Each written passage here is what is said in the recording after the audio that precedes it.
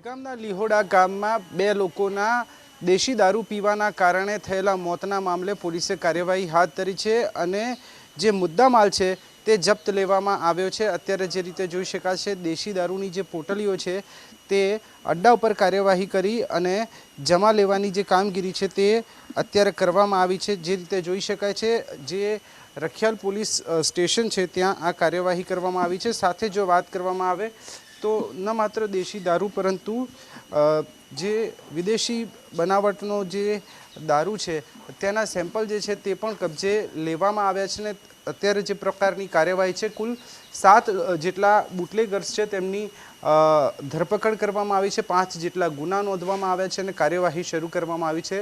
ગૃહ રાજ્યમંત્રીએ પણ આ બાબતે કડક કાર્યવાહી કરવામાં આવશે તે પ્રકારની વાત કહી હતી અને સાથે જ જે જિલ્લા પોલીસ વડા છે રવિ તેજા વાસમ શેટ્ટી તેમણે પણ એફએસએલના રિપોર્ટ બાદ જે જરૂરી કાર્યવાહી છે તે કરવામાં આવશે તે પ્રકારની વાત કહી છે। ત્યારે અત્યારે જે પ્રકારના દ્રશ્યો સામે આવી રહ્યા છે પોલીસે કાર્યવાહી કરી અને 5થી વધુ ગુના નોંધી અને તપાસનો ધમધમાટ શરૂ કર્યો છે।